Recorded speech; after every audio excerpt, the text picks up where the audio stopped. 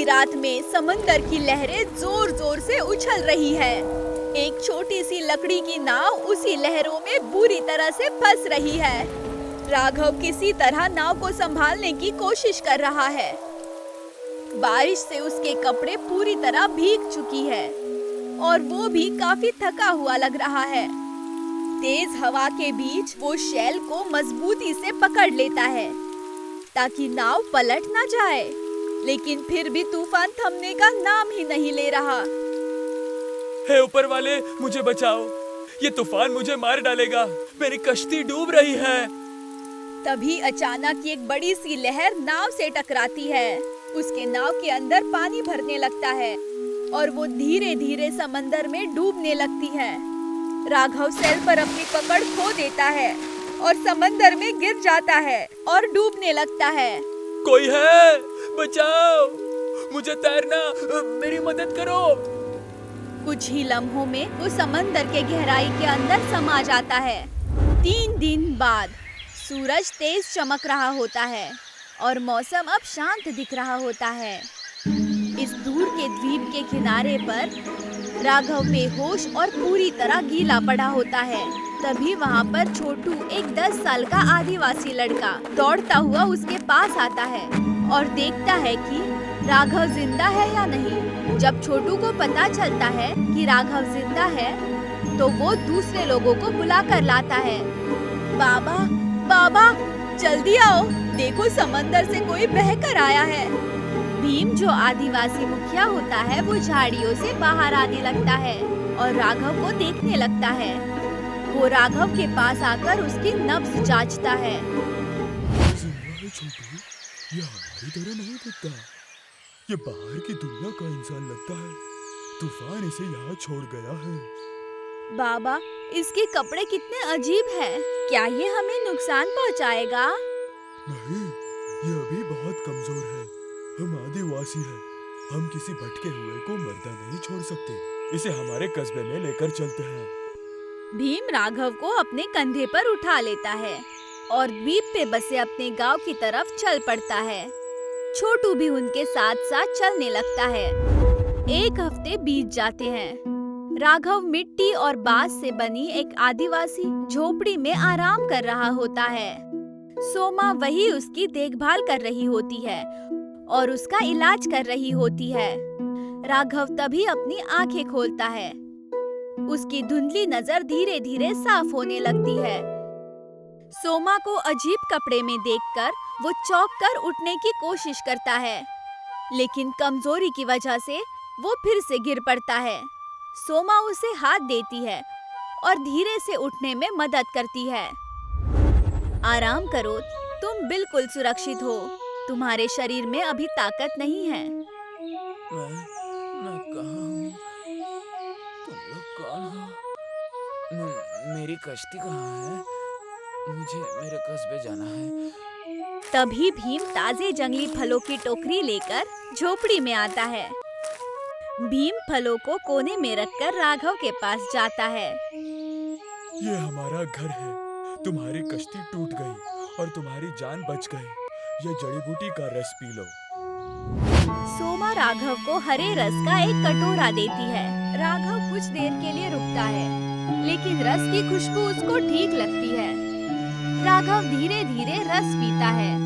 उसका स्वाद उसे अच्छा लगता है। ये क्या है? ये तो बहुत ही लजीज है और मेरा दर्द कम हो रहा है। ये जंगली जड़ी बूटियाँ और जंगली शहद है। हमारा जंगल ही हमारी सबसे बड़ी दवा है। राघव उन आदिवासी लोगों को देखता है और समझ जाता है कि वो सुरक्षित है। राघव फिर से अपने बिस्तर पर आराम से लेट जाता है। कुछ हफ्ते बीत जाते हैं। राघव अब लगभग ठीक हो चुका है। वो भीम और छोटू के साथ जंगल में चल रहा होता है।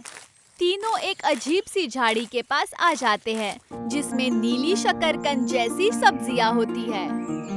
भीम पौधे को नुकसान पहुंचाए बिना उन्हें ध्यान से तोड़ता है और छोटू उन्हें एक एक करके इकट्ठा करता है। आप लोग सब्जियों को इतनी आराम से क्यों तोड़ रहे हैं? मेरे कस्बे में तो फावड़े से सीधा पौधे को ही उखाड़ लेते हैं।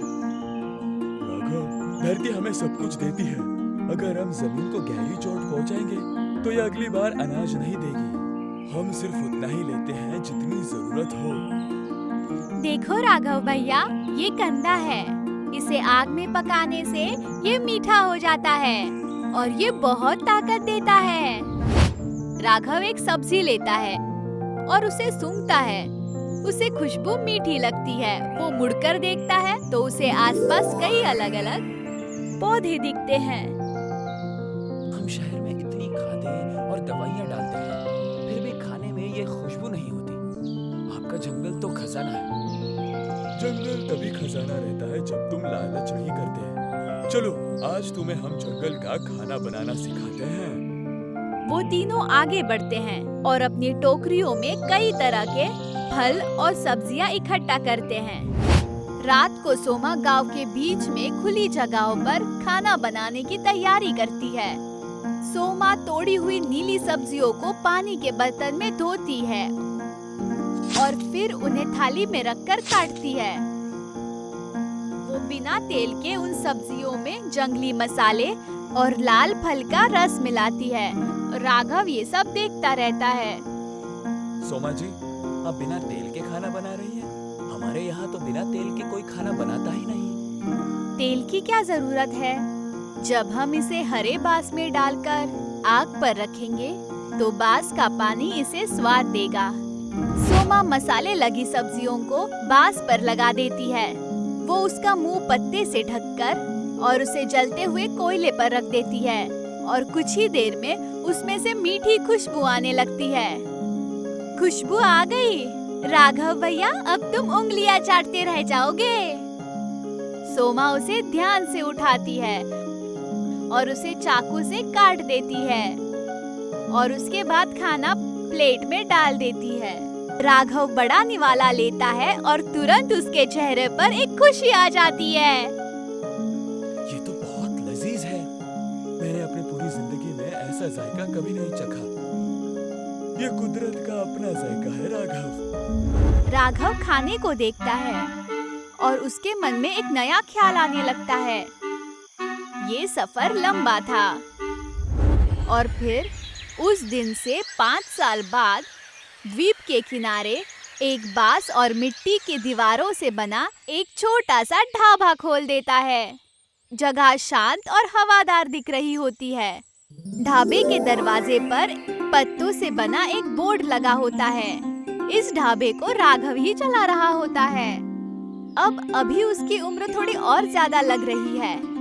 वो जंगली सब्जियों और फलों से गांव का खाना बना रहा होता है। छोटू, टेबल नंबर 3 पर और जंगली शहद और बांस वाला कांदा सलाद लेकर जाओ। जल्दी जाओ। आया राघव भैया। सब लोग आपके फलों के रस के दीवाने हो गए हैं। छोटू अब बड़ा लग रहा है और राघव की हर काम में मदद कर रहा होता है। लोग ढाबे में बैठकर स्वादिष्ट खाने का मजा ले रहे होते हैं। तभी वहाँ भीम आता है। राघव, तुमने तो हमारे पुराने तरीकों को एक नया मोड़ दे दिया।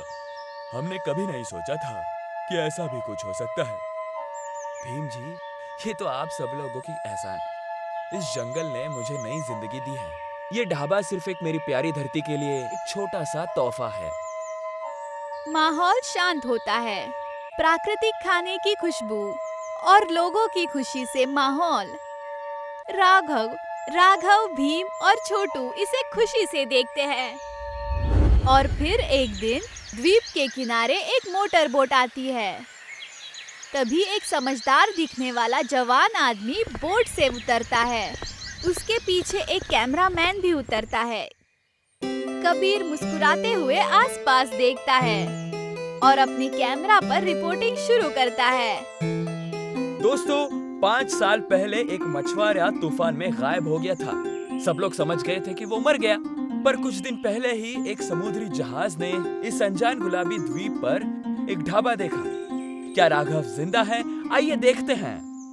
कबीर और कैमरामैन ढाबे की तरफ चलने लगते हैं, लेकिन रास्ते में उन्हें छोटू दिख जाता है, तो वो उससे बातचीत करने की कोशिश करता है। क्या तुम इसी द्वीप से हो? क्या यहाँ राघव नाम का कोई आदमी रहता है जो शहर से आया था? आप लोग कौन हो और ये अजीब सी काली सी चीज क्या है? हम बाहर के लोगों से बात नहीं करते। डरो मत, हम कोई दुश्मन नहीं है, हम बस राघव से मिलना चाहते हैं। टू कुछ देर के लिए हिचकिचाता है, लेकिन कबीर उसे सच्चा लगता है। वो उन्हें ढाबे पे ले जाने का फैसला करता है। कुछ समय बाद छोटू, कबीर और कैमरामैन ढाबे की तरफ चलने लगते हैं। कबीर राघव को जिंदा देखकर हैरान हो जाता है। आप सच में राघव हैं? आप जिंदा हैं? आपके कस्बे वाले तो आपको मरा हुआ समझ चुके हैं। हाँ, मैं ही राघव हूँ और अब मैं इस जंगल का हिस्सा हूँ। आइए, अब इतनी दूर से आए हैं, पहले कुछ खा लीजिए। राघव उन्हें टेबल पर बिठाता है और जंगली सब्जियों और फलों से बना हुआ खाना परोसता है। कैमरामैन सब कुछ रिकॉर्ड करता है। ये क्या है राघव जी? आप पहले एक निवाला तो खाइए, फिर खुद फैसला कीजिए कि कैसा रहा।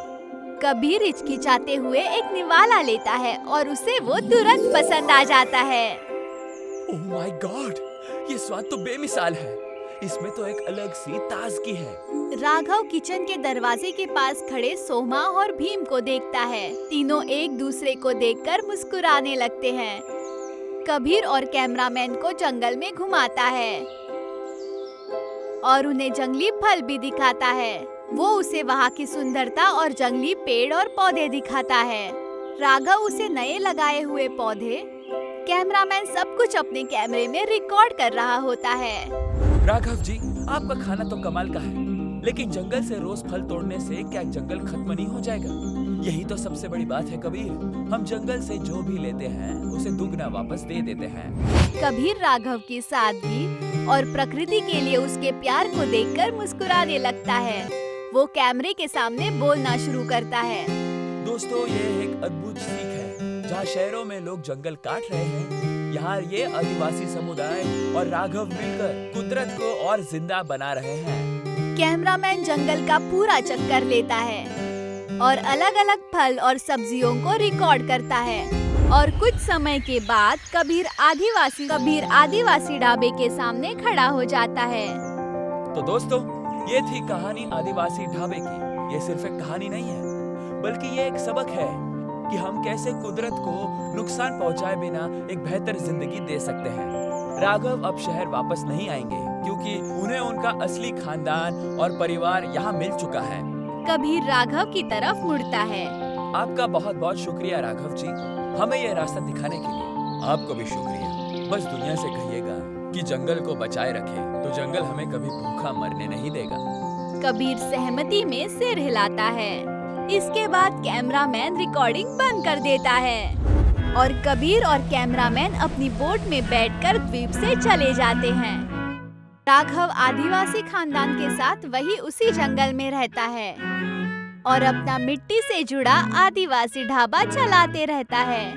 और यही हमारी कहानी खत्म होती है।